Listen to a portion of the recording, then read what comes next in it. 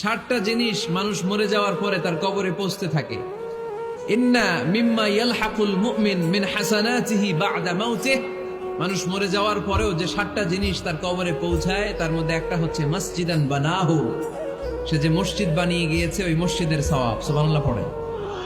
আপনি টাকা দিয়ে মসজিদ বানিয়ে দিলেন, ওই মসজিদে মুসল্লিরা নামাজ পড়ে, রোজাদাররা এসে ওখানে ইফতার খায়, তাহাজ্জুদ আদায়কারীরা তাহাজ্জুদ পড়ে, তাদের সওয়াবের কমতি হবে না, কিন্তু তাদের সওয়াবের একটা পার্সেন্টেজ সওয়াব যে ব্যক্তি মসজিদ বানালো তার আমলনামায় আল্লাহ ঢুকিয়ে দেয়।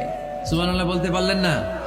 হে নামাজি আমার ঘরে নামাজ পড়ো আজ, দিল মে তোমার চরণ তলে হৃদয় যায় নামাজ।